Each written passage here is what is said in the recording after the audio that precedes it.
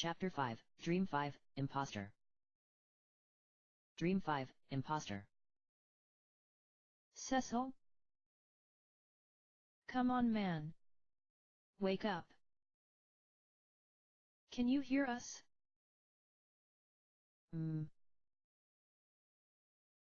Cecil had been in bed and was having a wonderful dream, one of the best he had had in a long time. But someone was trying to wake him up, and he could feel the warm sunlight tickling his face. He supposed he had better open his eyes and face the day. Standing above him smiling with her arms crossed under her breasts was Cecilia, his mother. Her shiny, waist-length platinum hair was tucked neatly behind her ears as to not hide her alabaster complexion, and her eyes, the same blue as his own, were sparkling from the light drifting in from the white linen curtains blowing lazily in the spring breeze. She was dressed much more formally than usual. She was wearing her best violet gown, fashioned from silk and embroidered at the sweetheart neckline and waist with delicate trails of transparent pearls that looked like sea spray. Around her neck, she wore a simple, but well-loved platinum pendant the shape of a crescent moon. "We're going to be late for the coronation, dear," she lectured, though not unkindly. "I thought the whole reason for you spending the night here was so that you were sure to get there on time." "Right." Cecil sighed, rubbing the sleep out of his eyes as he sat up. "I was just having the best dream." "What was it about?" Cecilia asked, turning away to throw open another window that was across from Cecil's bed, or at least, what had been his bed when he lived there, letting in another cheerful burst of sunlight and the smell of the village's spring flowers. Cecil pushed his hair out of his eyes, and smiled. "You know, I already forget. But it was really good." "All right. Best hurry up and get dressed so we can get going." Cecilia crossed the room to Cecil and hurriedly kissed him on the forehead, a habit she had never let go of, even now that he was a grown adult. "Your brother should be here any moment too. Your father will meet us at the spot he found. He said it's the perfect view." "Mother." A loud, deep voice boomed from downstairs. "You still here?" "And there's Theodore." Cecilia shook her head. "He's going to wake up the whole neighborhood." Cecil could tell that despite her tone, she was secretly pleased to have both of her boys under one roof, however briefly. She left, closing the bedroom door behind her. He climbed out of bed, shaking his head a little when he saw that his mother had already laid out his clothes for him, freshly pressed and hanging from the back of the door. He yanked them down and pulled on the black cotton slacks and dark gray tunic. Just as he was shrugging on the elegant black overcoat that fell just below his narrow waist, his door slammed open, and standing before him, a smirk curled on his lips, was his big brother. Theodore was 10 years older, a head taller, and twice as wide, but it was all muscle from years of military drills. He was dressed similarly to Cecil, but already had his slacks tucked into his leather knee-high boots and wore a pair of black diamond earrings that were barely noticeable under his silver-gray hair, which was a few shades darker than Cecil's own, but nearly the same length. His skin had a healthy tan. He spent a lot of time outdoors as a member of Baron's elite Air Force, the Red Wings. It had been through Theodore that they were able to snag invitations to the public portion of the coronation in the first place. Theodore's violet eyes flashed as he took in Cecil's freshly awoken state. "You're still not ready? I don't care what Mother says. You really do get special treatment. She let you sleep in until the last possible moment, again." "Come off it," Cecil laughed, but it was true. Cecilia spoiled him rotten. Her differences in discipline between her firstborn son and her second-born son had probably been the main reason why Golbez was a member of the most powerful nation in the world's army and why Cecil was a wandering, but successful in his own right, instructor of swordsmanship. Cecil finished getting dressed, ran a brush through his hair, and bolted down the stairs along with Theodore. Cecilia inspected each of them, licking her thumb and rubbing a smudge off of Theodore's forehead before nodding in approval. "I have the handsomest boys in all of Baron. I dare say you've got nothing on our new king, the gods bless him." "I'm pretty sure that's some type of treason," Theodore laughed. "Don't say that outside this house." They left together, joining other groups of military families that had been extended the same invitation as them.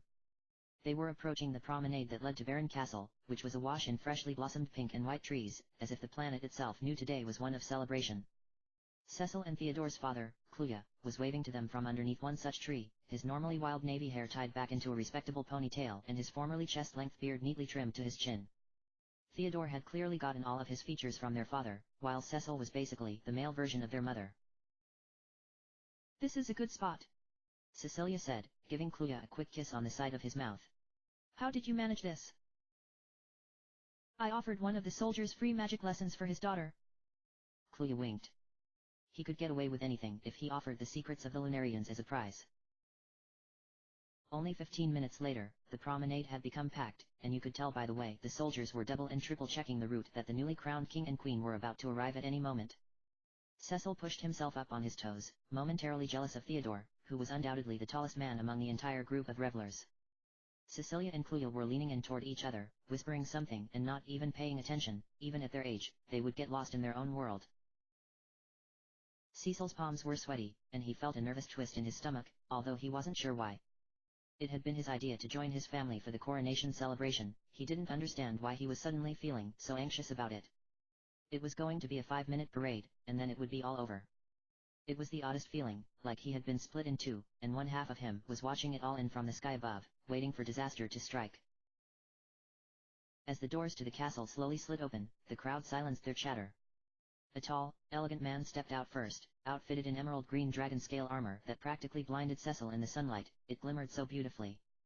From his back trailed an elegant ivory silk cape, and his long blonde hair was pulled into a high ponytail, a wyvern wing headband framing his face and complementing the gold and emerald crown that sat upon his head.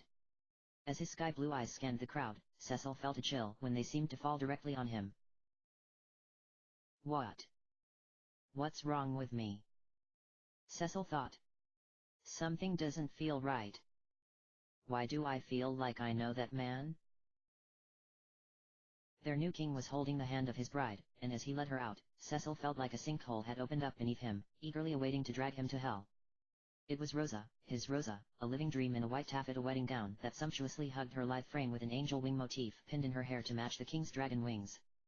Her veil was thrown back, her bow-shaped lips in a wide smile as her hair spilled down her shoulders and bare back in golden waves. That can't be Rosa. Wait. How do I even know a Rosa? I don't know anyone named Rosa. Theodore looked over at Cecil, and frowned. Brother, you look pale. Are you okay? But his words were drowned out in the sudden burst of cheers from the crowd. Long live the Highwind clan! Highwind? Cecil pressed his hands to his temples, trying to stop the spinning that was making him want to throw up right there on the promenade. Kane Highwind? Kane and Rosa are. Kane pulled Rosa closer, and kissed her in full view of everyone, right at the top of the castle steps. Rosa closed her eyes, wrapping her arms around his waist and anxiously pressing deeper into him, like she was trying to become one with his form. Cecil sunk to his knees, a scream escaping his throat. He felt like his head was about to break open, the pain was unbearable, and his chest felt tight. He realized couldn't breathe. He could feel his body starving for oxygen as black spots began to bleed into his vision. Brother! Theodore cried. He kneeled over Cecil, along with Cluya and Cecilia. Everyone else had disappeared, and his family leaning over him was the only blurry spot of color against a stark white sky. Cecil, wake up! Cecilia begged, taking his face into her hands and forcing him to look into her depthless eyes. This is just a nightmare.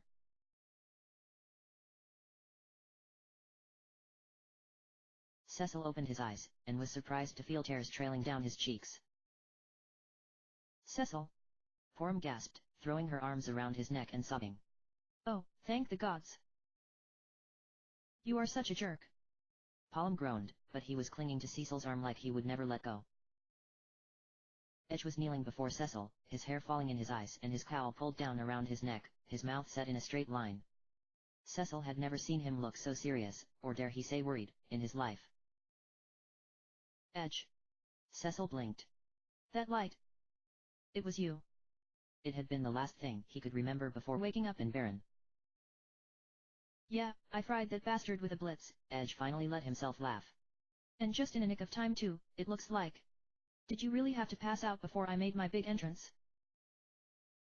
Sorry. Cecil shook his head. For a while. I thought I was dead. I had this dream. My parents were there, and my brother. But... Didn't you hear us calling? Porum sniffled. I thought you would never wake up. I think I did. Cecil recalled the voices he had heard before he woke up. His dream within a dream. He sat up more, surprised that most of his pain was gone. He ran his hand over his chest, the burned skin had healed, leaving just a flush of pink that would fade with time. I'm sorry. Thank you for bringing me back from the brink.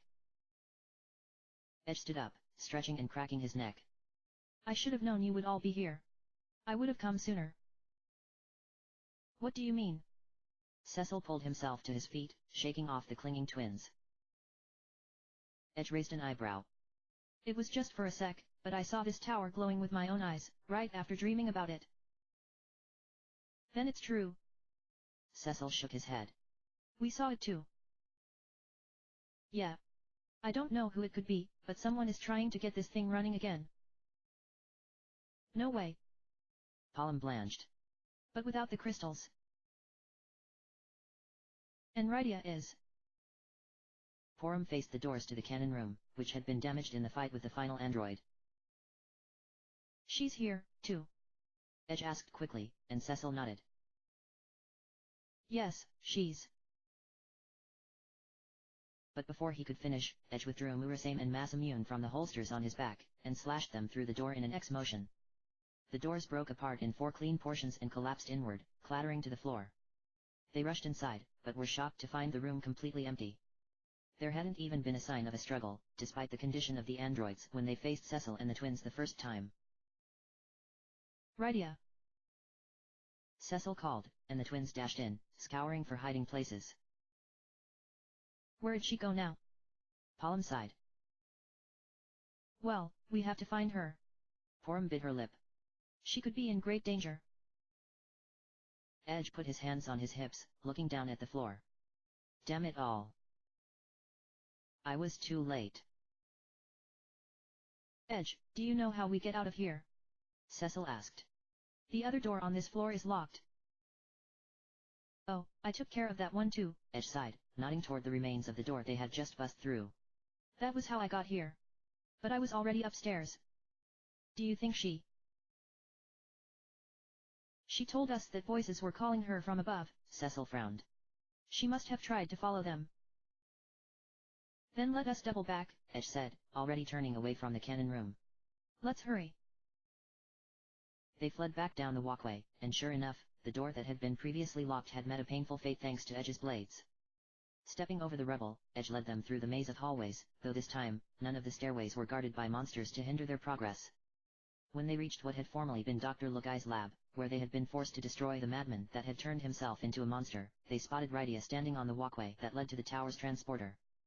It appeared not to be working, the lights were out and the consoles next to it that controlled it were still destroyed from their battle with Lugai, with no one left alive from Golbez's empire to ever fix them. Rydia was staring straight ahead, and didn't even turn to face the others when they finally arrived, out of breath and sweating from running nearly the entire way up several flights of stairs. Rydia. Cecil gasped, trying to take in oxygen as he spoke. Thank goodness. Porum sniffled. We've been looking for you. What the heck are you doing in a place like this? Palm raised his eyebrows, giving the destroyed lab an once-over. Creepy. You can tell lots of bad things have happened in here, I'm getting a nasty vibe. Edge crossed his arms over his chest. So.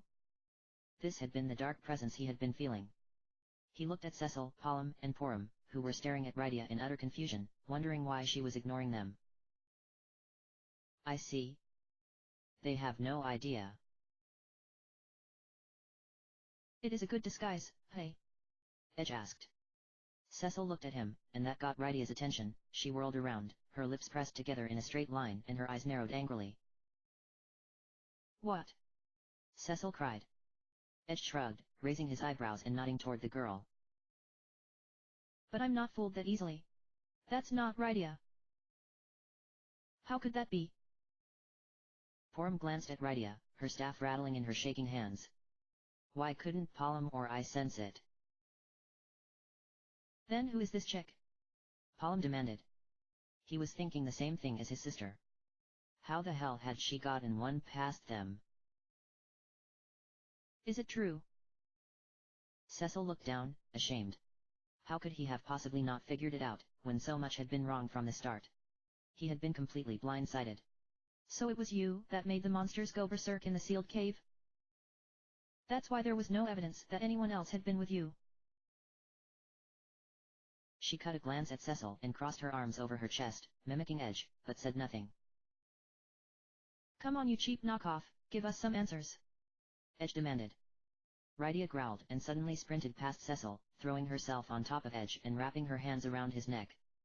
Although she took him by surprise, he was able to toss her away as easily as a poppet, sending her flying into the glass of the busted transporter with a piercing shriek while Cecil, Palom, and Porum watched in horror.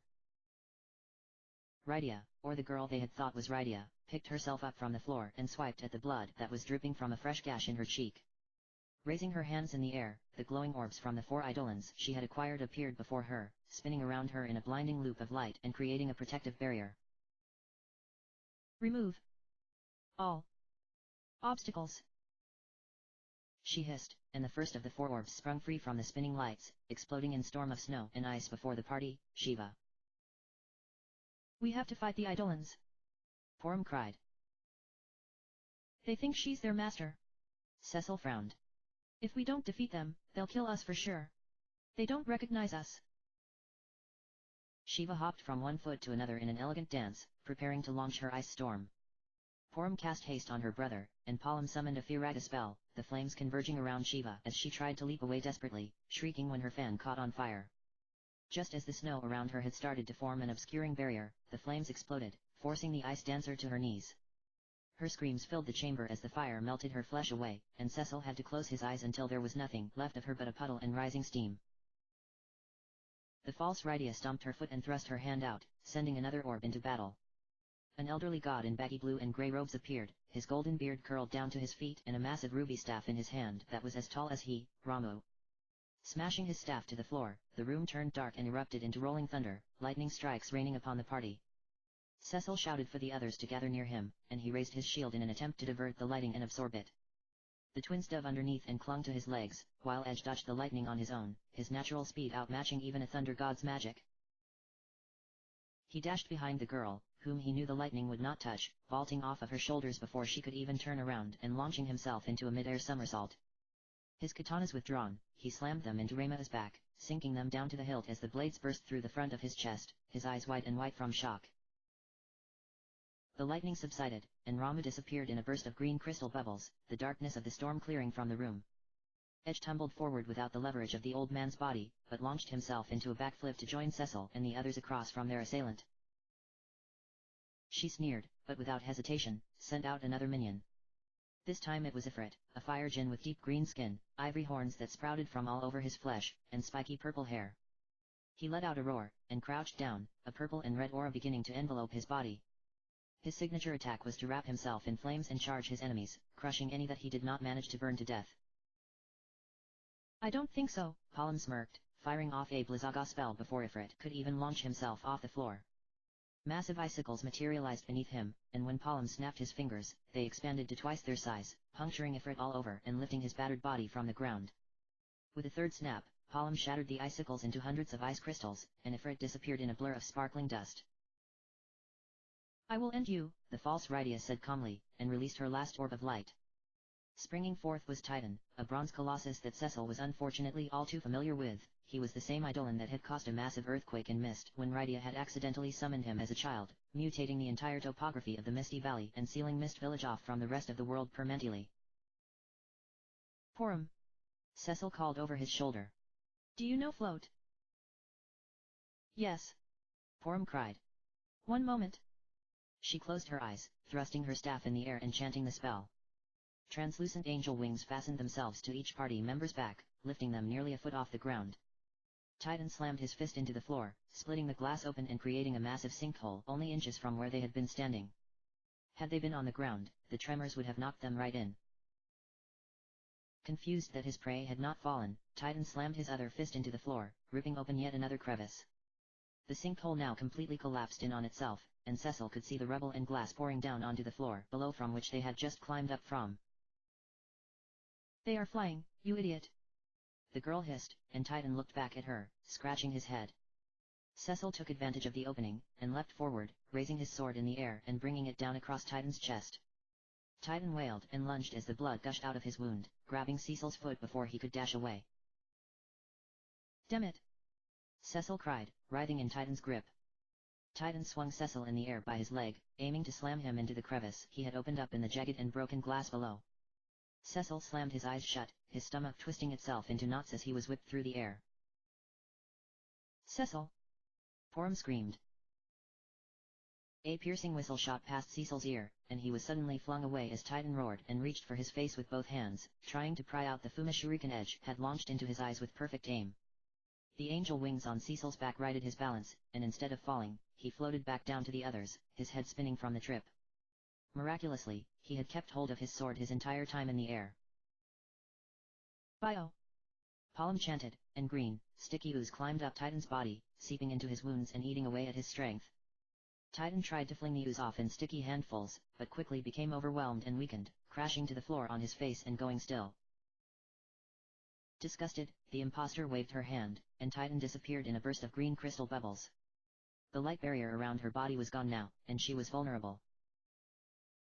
There is nowhere to run, Cecil shouted. Give it up and tell us who you are. He still couldn't bring himself to hurt her yet, even if she only looked like Rydia. Staring at Cecil as if he had made the most ludicrous request in the world, she shook her head and pressed her hands together, closing her eyes.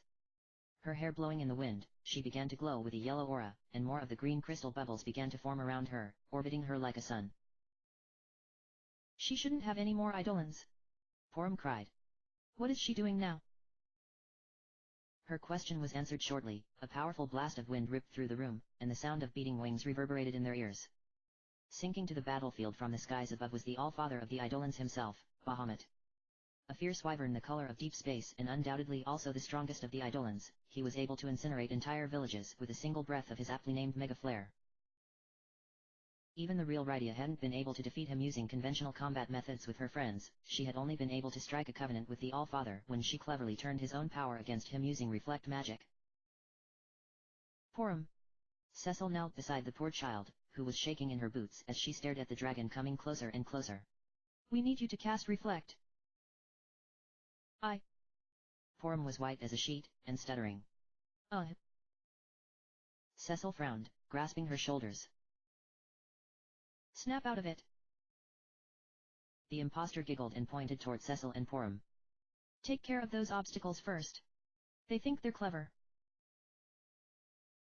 Bahamut paused mid-air and began beating his wings furiously, whipping up a maelstrom so powerful that it lifted some of Lugai's old equipment in the air, spinning it around in a funnel cloud and sending it flying across the room with a loud crash.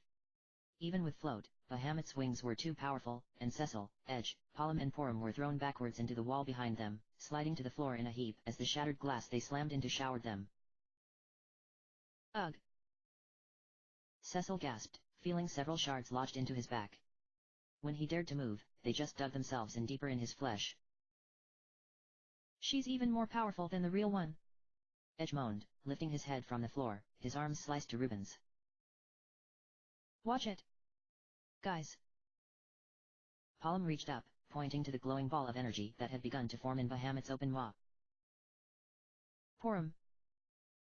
Cecil moaned, but she was passed out next to him, blood pooling in her hair, which had been ripped out of her ponytail. Cecil choked out a race spell, but he knew it wouldn't bring her around fast enough to cast all of the reflect spells she would need to chain together to give them a fighting chance. Porum was only opening her eyes when Bahamut reared his head back, preparing to release Mega Flare. I can't die here, Palom wailed. I haven't even gotten to kiss a girl yet. My thinking too, kid? Edge's forced laugh turned into a violent cough as he spat blood onto the floor. Cecil summoned the remainder of his strength, pulling Palom and Porum's limp bodies against him the best he could manage. If he could at least shield the children with his body, they might stand a chance in surviving the attack, and could launch a counter with their twin cast magic. Edge groaned and tried to lift himself up, only to fall back on his face. Awaken, hallowed father of the Eidolons. A crystal-clear, cheerful voice radiated throughout the chamber, causing Bahamut to slam his jaw shut and look around the room, vexed. Smoke curled out of his nostrils from the simmering mega flare in his throat. The room began to fill with a cold, glittering fog, and a white dragon rose from the massive hole only feet away from Cecil and the others, swirling in radiant, holy mist. Cecil opened his eyes, his heart skipping a beat. That dragon! Throwing its head back, the white dragon sprayed mist all over Bahamut and the girl. Bahamut sank to the floor, collapsing in front of his false master, and she futilely tried to cover her face with her arms, screaming in agony. As the fog in the room cleared, a lone figure could be seen standing on the white dragon's back, her emerald hair shining with the mist that clung to her locks like diamonds, a whip in one hand and a deep violet, glowing orb in the other. In her hair, a fully whole ruby hyacinth hairpin twinkled. Rydia. Bahamut swallowed his mega flare spell and flew toward her, fading into ether as the wind carried him into the violet orb in her hand. Lifting the orb in the air, Rydia closed her eyes and let it absorb back into her chest, her body glowing with divine light. Kurega. Porum moaned, and the party was bathed in rainbow light, their wounds closing and pushing away the invading glass. As soon as Edge was able to stand, he bolted up and ran toward the dragon, taking care to deftly leap over the remaining cracks in the floor. What took you so long? He shouted, but Rydia ignored him, instead pointing her finger at the impostor, who was curled up on the floor in a pathetic heap, clawing at the holy mist that was blinding her eyes. Rydia. It's really her. Cecil climbed to his feet, pulling the twins up along with him and leading them to Rydia's mist dragon. I can't believe you used my friends for something like this. I will never forgive you. Rydia screamed, and raised her hand, her eyes flashing crimson. Meteor. A barrage of burning stars convened upon the impostor, pouring through the black hole that had ripped open in the ceiling and juggling her limp body about like a ragdoll. When the stellar assault ended, the girl was left tossed onto her back, her hair splayed out and her bloody clothes torn to shreds. Her legs were bent into unnatural, painful positions, and her hand was weakly grasping at an open, weeping wound on her abdomen. Her eyes briefly popped open, and flickered from green to pale amber before stubbornly returning to the green she had stolen from the real Rydia. Though her lips didn't move, Cecil could swear he heard her cold, distant voice in his ear. I hope you liked the dream I showed you, Cecil. A little gift from the crystals to show what could have been. What? Cecil whispered, pressing his hands to his ears. Could she possibly mean the dream with Theodore and his family? Pollum and Porum stared up at him, but didn't say anything. The girl cracked a smile as if to acknowledge his suspicions, and in a flash of light, burst into a haze of glittering grey dust. She disappeared. Edge shook his head. Cecil closed his eyes, his heart aching as he recalled how real it had felt, however briefly, to have his family by his side. How could have every detail felt and looked so perfect? Even though he had never seen their faces, he somehow knew they had been replicated just as they would have been in reality if they were to stand before him today. How could she have managed such a feat? But just who was she?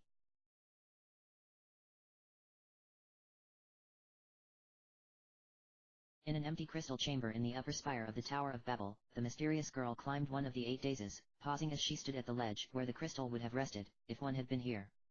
Even though the crystals had not been gathered in this place for some time, at least a year, according to her calculations, she could still feel the remnants of their divine power in the air. Although the mission had been a success, she was disappointed. Had she had more time to bathe in the crystal's light, she was sure she would have been able to achieve her objective faster. But the sealed cave's monsters being roused by her presence was an unforeseen problem that brought unwanted attention from those infernal insects. She knew her master would be glad to have this information, but she wondered if she would be scolded for having her fun with the insect they had called Cecil. She never thought a being of such pure light would be in a place like this. It had been too tempting for her to play with her half-breed prey before swallowing him whole, and still he had gotten the best of her. Oh well. Any flaws would be overridden until there was only perfection. Her master would ensure it, even if it took 100 years. They had nothing but time, after all. Stripping off the remains of her filthy rags, she then reached up to her hair, yanking out the broken hairpin. Effortlessly crushing it in her hand, she opened her fingers and let pulverized ruby dust spill over the dais steps. She closed her eyes and recited the passphrase. Eidolon system completed. Her flesh fading to gray and rendering transparent, she took a step forward, vanishing into the ether.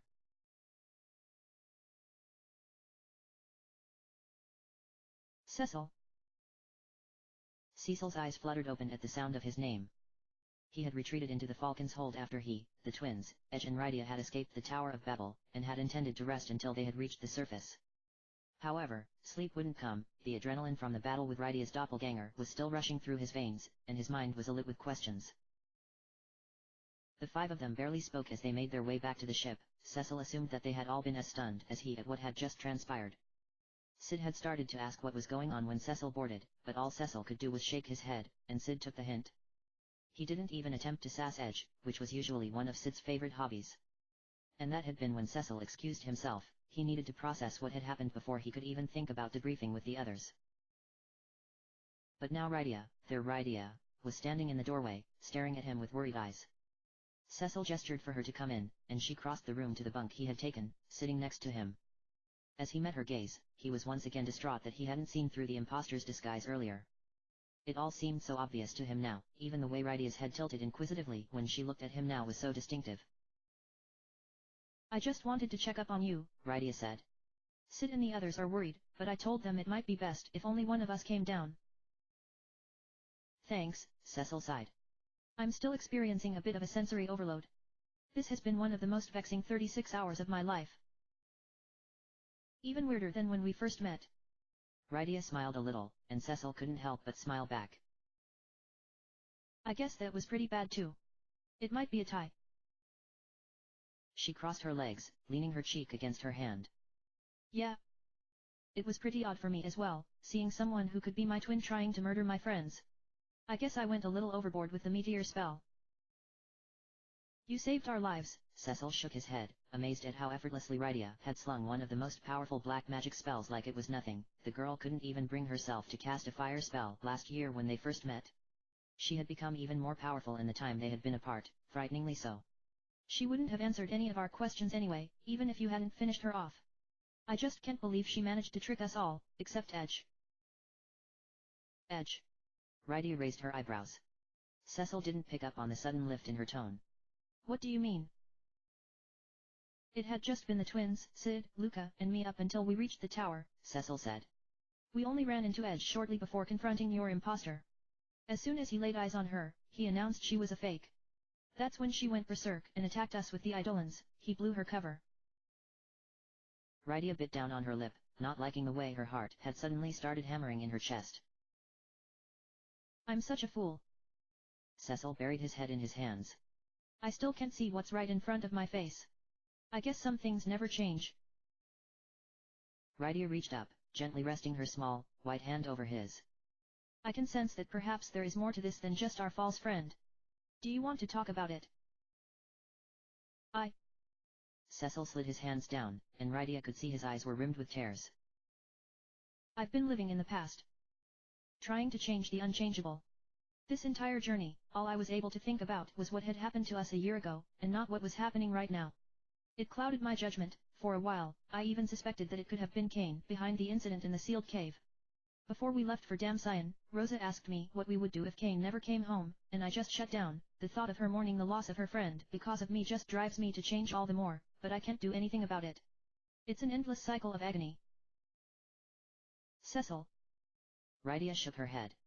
Don't you realize that you, in a way, are in mourning too? It's not just Kane.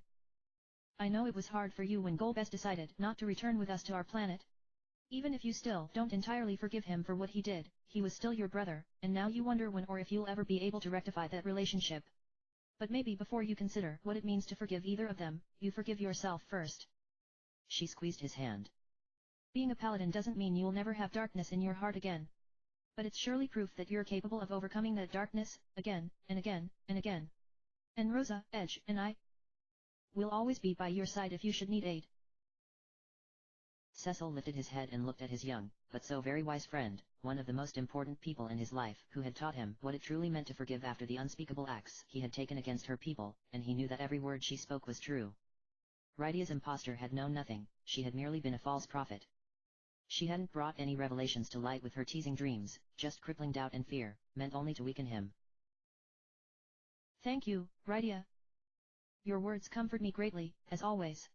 I do wish you would consider coming home, well, to Mist, that is. The surface world continues to have need of good, beautiful souls like your own. And Rosa and I miss you.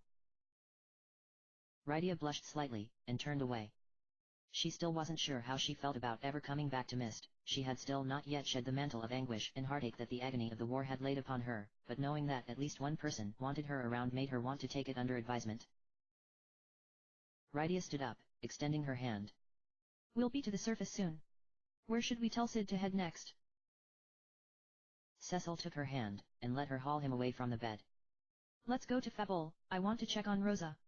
And? There's someone there you need to meet? Rydia smiled. A surprise. Cecil could only grin in reply. Back up on the deck, Cecil caught Luca, Rydia, Sid, and Edge up on what had occurred inside the Tower of Babel. When he finished their story, Luca could only angrily shake her head. I knew something was wrong. But I was afraid to say anything. I didn't want to upset what I thought was the real you, Rydia, and I didn't want anyone to be angry with me, after everything Cecil, Master Sid, Palom, and Porum did for us. Luca, you should never be afraid to speak your mind. Rydia admonished. If you're ever going to be the chief of your own airship someday, you have to be totally transparent to your crew. Right, Sid? Absolutely, Sid nodded. If there is only one good thing about Edge, it's his ability to speak candidly. I would allow it if that was the only habit you ever picked up from him. Listen here, you interminable blowhard. Edge glared. If you cleaned out your hair-ridden ears, you would have heard the part of Cecil's story where I saved your boy's sorry arse. So a little thanks would go a long way.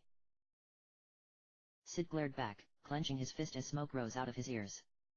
Porum winced, as she was most unfortunately standing between the two men, and cleared her throat to interrupt them before they dove on top of each other. Ahem. Rydia, if I may ask. Why didn't you come to Damcyan? And how did you know to come to the Tower of Babel? Oh. Rydia blinked. Well, I had every intention of coming. But when I reached the underworld proper, I was not able to summon Bahamut, so I was stranded. Of course, that indicated a bigger problem for me as well. I ran back home to find Leviathan and Azura told me about the monsters that were pouring out of the sealed cave. When even they could not communicate with Bahamut, they agreed to help teleport me to the mainland so I could ask King Jot to borrow the falcon and find you. But when I got there... Rydia raised an eyebrow in Luca's direction. Imagine my surprise when Jot told me his daughter had stolen the falcon from right under his nose. Oh dear, Luca covered her mouth. I just remembered I am going to be in huge trouble when I get home. So I stayed to help Jot fight off the monsters that had made their way to the mainland, and while doing so, discovered I had lost my ability to summon some of my eidolons. One of his men spotted the falcon flying toward the Tower of Babel, so I took off on foot to see what was going on. That's when I eventually found you. And Edge saw the tower glow from Eblin, which would explain why he never arrived in Damcyan either. Cecil shook his head. You said you had a dream too, right Edge? What was it like? Edge crossed his arms over his chest and looked away. I can't really remember. Just that a familiar voice was calling me to the tower. So off I went. There is no way in hell I am telling them I dreamt of Rydia. She'll never take me seriously again. Without any of your ninjas? You could have been killed. Rydia said dryly. What kind of fool runs off to the Tower of Babel alone, especially after knowing what treachery goes on there? I'm looking at one. Edge hissed. What about you, Missy? Couldn't you have just waited like a good girl at the castle? Oh, you would like that. Rydia spat. I should have let my imposter smack you around a bit more before rescuing you. Whoa. Palom muttered, shaking his head. Why don't they just make out already and get it over with? Palom. Porum gasped, yanking his braid roughly. Inappropriate. Where in the world did you hear language like that? No one had heard the twins bickering, however, Rydia and Edge's decibel levels were rising with each newly slung insult. Don't act like you're all high and mighty just because you're some kind of monster princess now. I could have taken fake Rydia on just fine on my own. I had these kids to think about though, you know. He gestured toward Palom and Porum, who responded with eye rolls. Don't drag us into this, man, Palom grunted. Cecil and Porum looked at each other in disbelief. Monster princess? If you ever bothered to drop by and say hello once in a while, you would know I live a life nothing of the sort. Bothered to drop by? Edge blinked. What are you talking about? I came to the Fey March months ago, and some stupid little bird told me he would fetch you because I wasn't allowed in the village. When you never came out, I figured you were too busy to bother. His cheeks were visibly reddening, obvious even under his cowl. What? Rydia gasped, bringing her hand to her mouth as she remembered the conversation she had had in front of the library before leaving for Edward's party. Oh no. Chocobo. He only told me that recently. And he couldn't even remember who came. That was you. Edge whirled around, crossing his arms over his chest and jutting his chin out. Save it, we've all had a hell of a day. I'm proposing that we throw a wicked party when we get to Fable to celebrate our hard work. It's not like Harley is going to let us party in Damsion, that chick is wound way too tightly. It might also be because you missed the party she already threw, Forum pointed out gently. She liked Harley and felt a kindred spirit with her. She liked that she didn't let the men in her life run the show, and that she had the gall to put Palom in his place was just a bonus. We'll see what Yang says. Cecil trailed off. Edge had no idea that the newest resident of Fable Castle was calling the shots, and that a party would most definitely be a no. But he decided to let Edge find that out on his own. Sid, who had left in the middle of Rydia and Edge's awkward tantrum to pretend to supervise the dwarf who had taken over flying the falcon, called out his commands. Prepare for landing, men. Luca, get over here, I want you to watch this time. Please make note that we are not going anywhere near the harbor.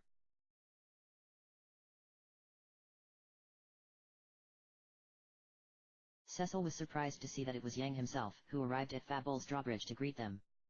Twilight was beginning to settle into the horizon, and many of the guards were getting anxious for their shift change, calling jokes to each other and acting squirrely.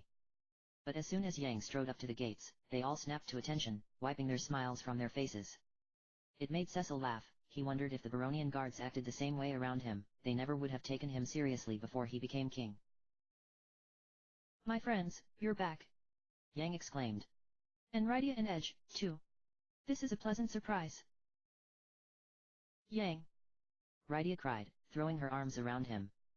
He embraced her tightly, and nodded to Edge over her shoulder. Edge gave a half nod back, still in a snit. Yang, is Rosa all right? Cecil burst out. Yang pulled away from Rydia, who blinked confusedly. Even Edge had the decency to look concerned. What's wrong with Rosa? Rydia bit her lip. Please don't worry, she is recovering well from her fainting spell yesterday, Yang replied. I asked Kaya, our nation's best healer, to keep a keen eye on her while she was not with Sheila, and this morning she recommended that Rosa go home to rest somewhere more comfortable for her. The Red Wings picked her up and I've been assured she is back in Baron, safe and sound. Thank you. Cecil sighed. It's because of you that I did not have to worry while we were away. He and Sid exchanged looks of relief. Well, if she's quite all right, then I suppose a celebration is in order. Edge grinned. Yang, what do you say to breaking open the Fabulian liquor reserves? We've got enough stories to keep you drinking all night. Ah. Yang laughed nervously, his nose turning pink as he remembered what had happened the last time he was at a spirit-fueled celebration with Edge, which would have been Cecil's wedding. His mind had conveniently censored out some of the more obscene comments Edge had made while he shared stories of his love life. The Red Wings had been cheering him on, so he hadn't noticed that Yang was dying from embarrassment. Well, I'm afraid that's just not possible for two reasons. 1. Fable is a dry nation, and 2, well. Why don't you all go celebrate in Baron? Came Shelia's voice from behind, and Yang whirled around. She was wearing long taupe dressing robes that schemed overtop her bare feet, her violet hair plaited neatly over her shoulder. In her arms, reason number 2, otherwise known as Princess Ursula, was sleeping, pink-faced and drooling. Honey, you should go. Having you around here for a whole day has been too much for me. Ursula and I need our space, you have my blessing. Is that? Rydia gasped. Yang, you. Oh geez, Edge sighed. I can't get away from these things.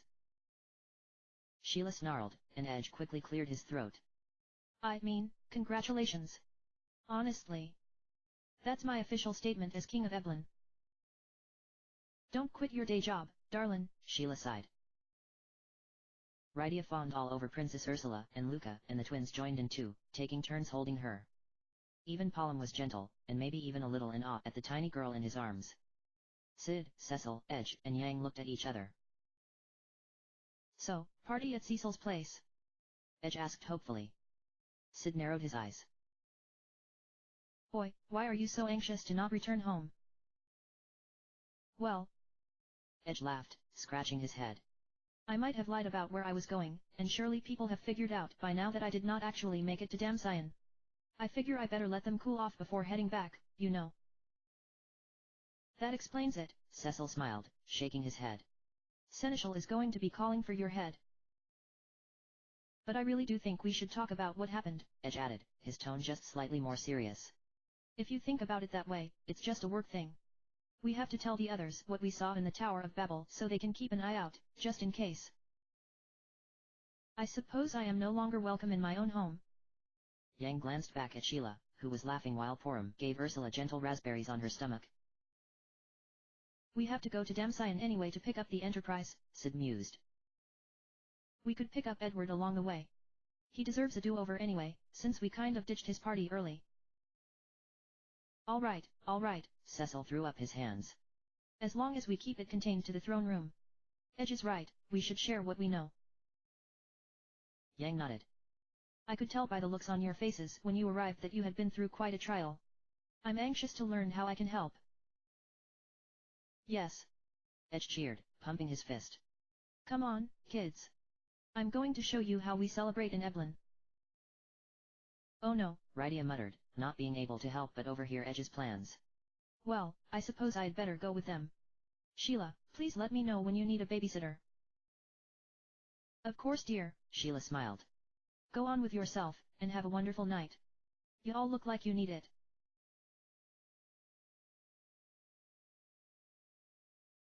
After stopping in Damcyan to recover the Enterprise and to convince a bemused Edward to join them, Cecil and the others arrived in Baron as the night's first stars began to shyly twinkle from above.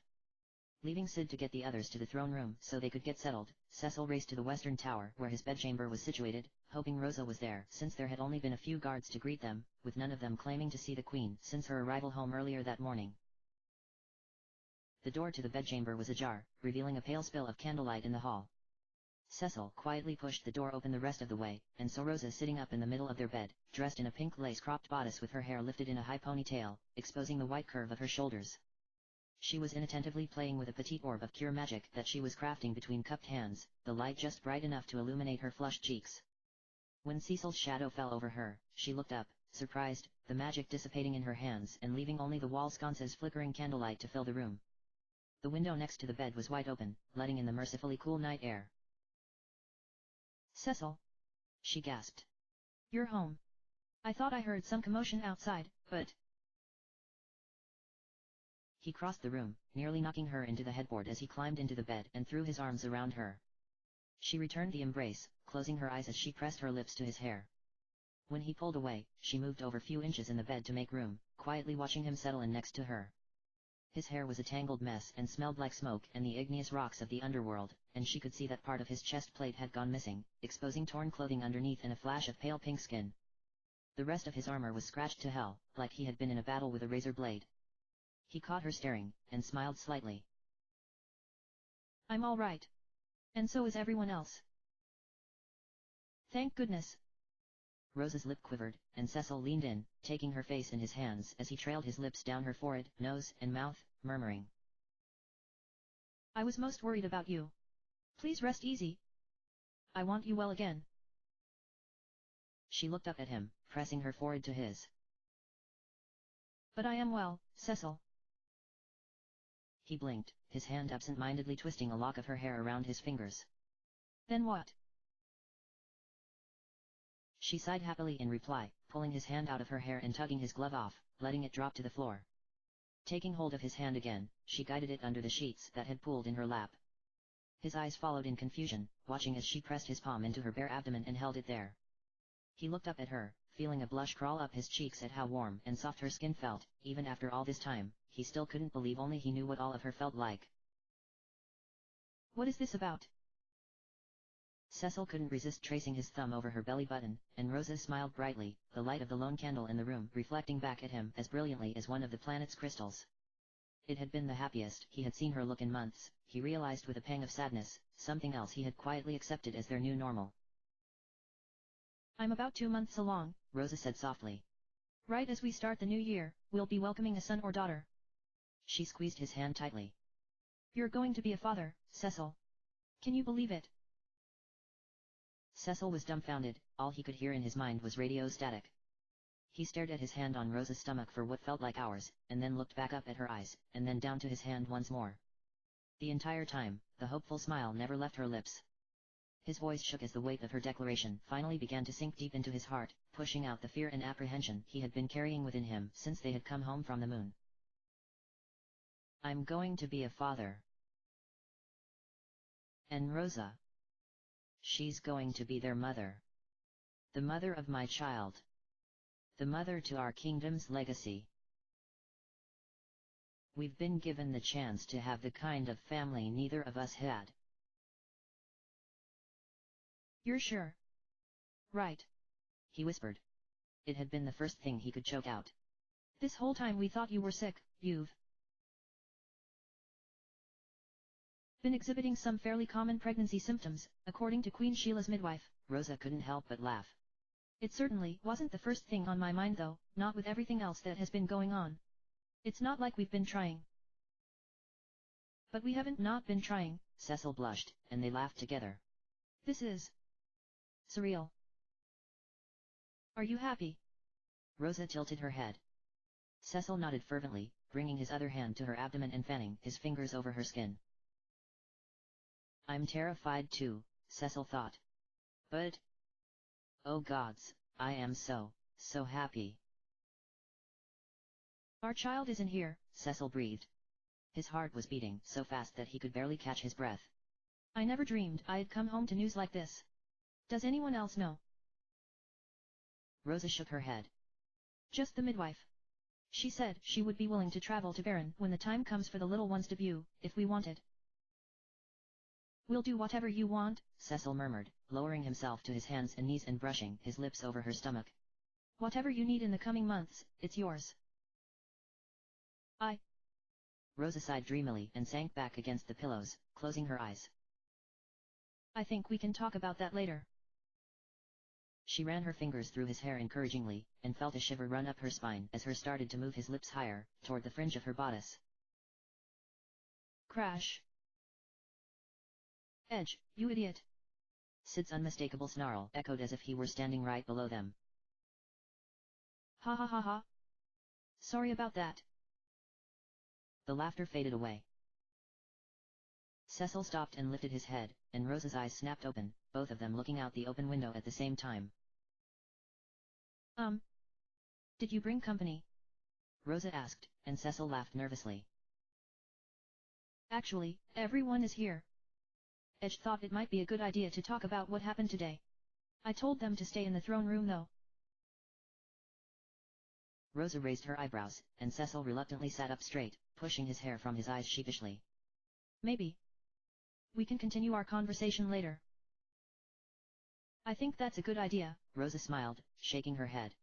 You know better than to think Edge can follow directions, and it sounds like he's going to give Sid a coronary. But if everyone is really here, maybe I'll join you later. I really am feeling much better, I just want to rest a little more. Kaya says that as long as I don't go on any more adventures for the time being, that I should be okay. Take your time. Cecil stood up and kissed her forehead.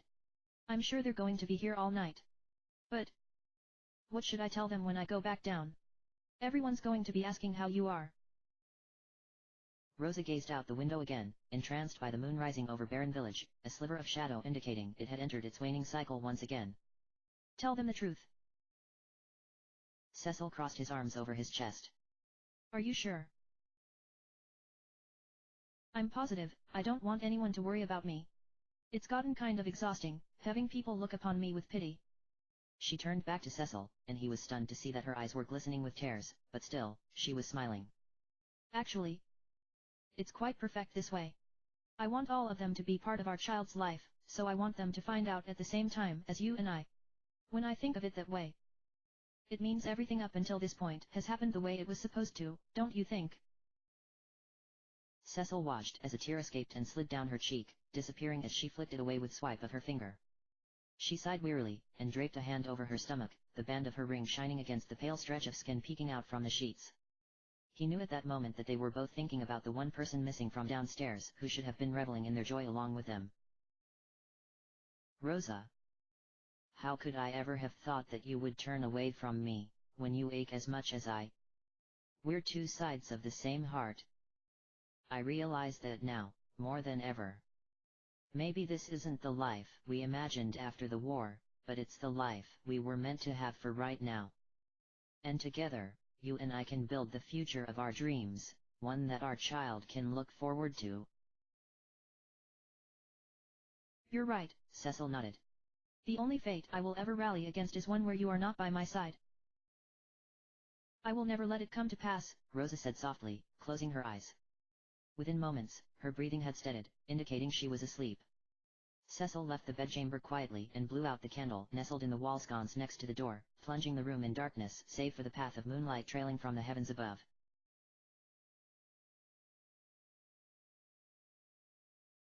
Downstairs, Rydia was standing off to the side, contemplating the scene before her. Edward and Yang were talking excitedly about Ursula, with Edward furiously taking notes. He was already composing a new song in his head in honor of the world's newest princess. Porum, and Luca were hungrily digging into the cookies Sid and Edge had managed to sneak from the kitchen, or at least, what had been left of them after Edge tripped in the courtyard and sent the massive silver tray they were on flying, causing a huge ruckus. Porum was bragging about his battles in the sealed cave, and Rydia could see Porum rolling her eyes all the way from where she was standing. Luca, however, looked absolutely entranced. Rydia could sense trouble on the horizon for that poor girl. I guess I can't blame her too much though. It's easy to fall for the wrong guy. All flash, no substance.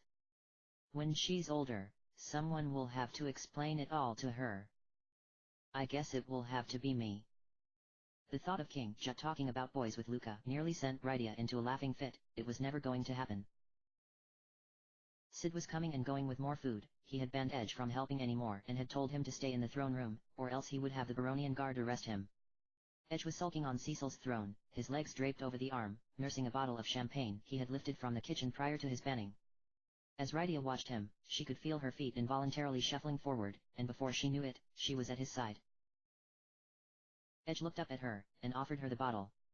She shrugged, and took it, throwing back a huge swig. Edge. Rydia wiped her mouth with the back of her hand, and handed the bottle back to him. Cecil told me on the Falcon that you were the only one to recognize the imposter as a fake. Is that true? Edge nearly choked, spraying champagne out of his mouth as he sat up straighter on the throne. She could see a streak of pink creep over the bridge of his slender nose. Why would Cecil lie about something like that? Has the man ever lied to you in the entirety of you knowing each other? Rydia smiled, and shook her head. No. But I just wanted to be sure I heard him correctly. How did you know? Edge yanked his cowl back up over his mouth, despite suddenly feeling like it was 100 degrees in the blasted room. Setting the champagne aside, he stood up, crossing his arms over his chest and tapping his finger against his upper arm, which Rydia couldn't help notice being very well defined. I don't know. I mean, it was a lot of things. The vibe was totally wrong, first of all. You know how when someone enters a room, sometimes you just get a feeling from them? Well, hers was all murdery and angry, I guess. Second. He shook his head, turning away. I just had an instinct, okay? As a ninja, it's my job to know these kinds of things. And third. Rydia could see his ears turning redder and redder. It was the hairpin. Hers was broken, and I know how much you treasure yours. It's your reminder of your connection to the Fame Arch. You would never let it come to harm. Rydia pressed her fingers to her lips, wondering if the sound of someone's heart could be heard pounding if their mouth was hanging open. Right on cue, a lock of her stubborn hair slipped from the hairpin, awkwardly flopping in her eyes. Edge looked back at her over his shoulder, wondering if she was going to say something smart-ass to him in reply, or anything, really. He noticed the lock of hair, and before he could stop himself, turned and reached toward her, gently tucking it back behind her ear. Rydia watched his fingers, but still didn't breathe a word. I really like that you're trying to grow out your hair, Edge said quietly. I think long hair on girls is beautiful. Not that it matters what I think. It doesn't matter, Rydia replied, just as quietly. But she leaned in, tugging down his cowl with her index finger and kissing him on the cheek so swiftly that he thought he had fantasized it.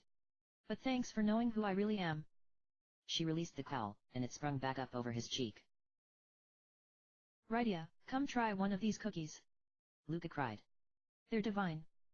Rydia turned and walked away without a glance, leaving Edge speechless. Damn. Months of meditation and all that other mindfulness crap out the window, I should have known none of that would cure me.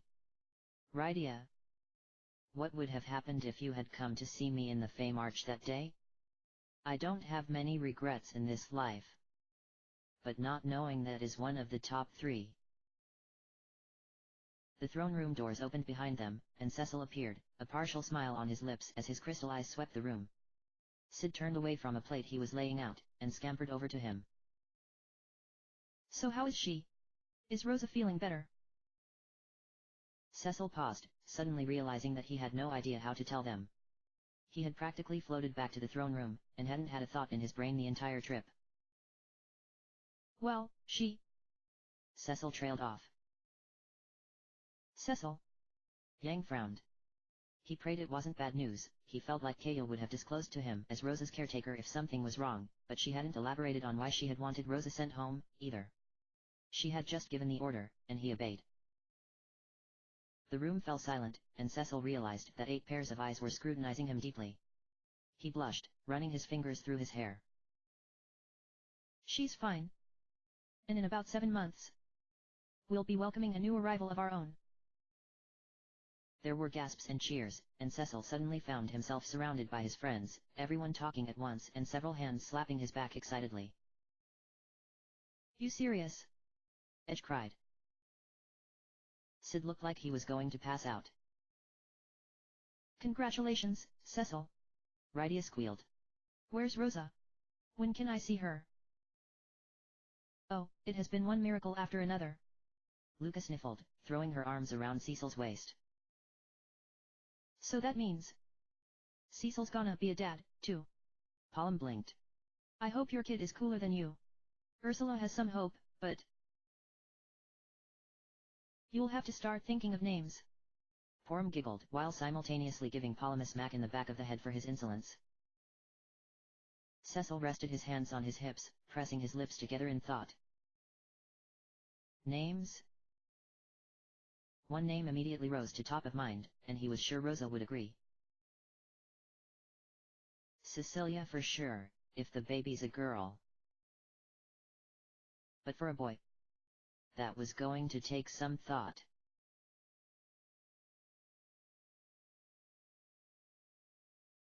Meanwhile, even after nearly a year's worth of sleeping under the stars, Kane still couldn't sleep in the light of a full moon without his helmet on. The moon's reflection was so bright, even more so, it seemed, after the red moon had disappeared from orbit, that it burned right through his closed eyes and made his body feel as if it were aflame with fever. Cursing under his breath, he tossed his blanket aside, and crawled out of his tent, deciding to take a walk first before settling back in again. He briefly glanced back at the shrine he had made camp in front of. As usual, there was no indication that any holy power radiated from it any longer. The carved marble was dull and covered with years of grit and growth from the elements, and the door was rusted shut. However, it was thanks to the shrine that not one person dared to ascend the mountain. The legend of Mount Ordeals was still as real as ever to the local villagers and was his insurance that he would be left alone. The mountain had accepted one soul, bequeathed it with light, which meant none other were worthy and would only suffer death upon attempt, according to the legend. Kane had not been totally isolated. Despite his best efforts, there would be times where an unusual number of airships would comb through the area, which Kane was sure was Cecil's doing. What other business would the Red Wings have in the Mysidian region anymore if not to search for someone? Being without the usual chatter and interaction one would normally experience in a day, Kane's hearing had become very keen, and he could usually pick up on an airship's rotors long before he could spot one in the sky. During those times, he would merely hide in one of the mountain's passages until the threat had passed. He encountered other unsettling moments when he would sneak into Mysidia for supplies, or to the forest to hunt for food. He always went in disguise, which consisted of discarded clothes he would find on dead travelers in the woods, or sometimes his own clothing, sans dragoon armor. He had been tempted to cut his long blonde hair, but always ended up wearing it under cloaks or hats instead. Sometimes he felt like he would get suspicious looks from the villagers, even though Mysidia was becoming more and more populous with strangers these days, thanks to the war ending and the exploding popularity of studying magic. His paranoia had reached an all-time high when he once literally bumped into Porum, the young girl mage Cecil had traveled with for a brief time. He had fled in terror when she gazed up at him apologetically, offering to pay for the potion he had dropped. It was only when he was safely back on Mount Ordeals that he realized that she would have never recognized him. He had only seen her through the mysterious apparatus Golbez would use to spy on Cecil. They had never actually met. It was moments like that that made him question if he was doing the right thing. The loneliness was unbearable, and although he had become quite the survivalist, he would be kidding himself if he claimed to not long for his old bed, his old room, in a safe castle that had no exposure to the elements. But he needed to be alone, of that he had no doubt. He could never bring himself to ensnare Cecil or Rosa into any more of his struggles, ever again. The degradation, the suffering, everything he had inflicted upon his friends, he wanted to feel too, 100-fold. He trained, meditated, and prayed without fail every day, all in an effort to drive away the darkness he could sense had taken root deep within his soul and to become a strong enough dragoon that he would never fall to it again. Zemus had said before he perished that all men held darkness in their hearts, but Cain felt that there must have been something exceptionally evil about his heart that had made him such an easy target for Golbez. That had been what frightened him the most about the war, losing control over his mind and having his secret thoughts twisted into something ugly and stained with jealousy, transforming them into weapons used against his friends and comrades. He still couldn't even remember the exact moment he had become enthralled by Golbez, or time after. Those days had been robbed from him, possibly forever, so he had no way of truly knowing what had made him so vulnerable that fateful day. I long for my own hallowed light to save me from myself. To save Cecil and Rosa from my darkness. Cain collapsed to his knees next to a gnarled, dying tree at the edge of the cliff he would frequently meditate on. But still, I know I harbor dark thoughts in my heart of hearts. In daylight, I temper my strength and mind to become worthy of my father's legacy, the Dragoon Knights of Baron. But in moonlight, I dream of revenge, driven by mad jealousy. I cannot return until I know I have control over my real self again. Lowering his head, Cain closed his eyes, clutching his hands together in prayer. It was the same prayer he offered to the heavens every night when he was racked with insomnia brought on by the phases of the full moon. Deliver me from the sins I have laid against brother, friend, and country. A bitter wind whipped through the summit, stinging Cain's ears and entangling in his hair. He shivered, lowering his head more and hunching his shoulders. There came a more powerful gust, carrying along with it a distant whisper as it made the barren tree branches rattle above him. You. Cain raised his head hesitantly, opening his eyes. He could swear that he saw a flicker of light in the peripheral of his vision, and stood up, gazing toward the shrine. However, nothing had changed. It remained a pale, dead monument, bathed in moonlight and nothing more. Dragoon. Cain gasped, taking a few steps forward. This time, for sure, he had heard something, and it was definitely coming from the shrine. The voice had sounded trapped, there was no echo riding the wind. Cain cautiously approached the shrine, trying to peer inside. He thought he could see the tiniest spark of light from deep within. It was hard to tell if it was coming from within the shrine itself or a reflection from the moon. Cain tried tugging on the door once more, but it did not give. Who's there? Cain whispered. His hair lifted in another bone-chilling gust of wind, but with it came no reply.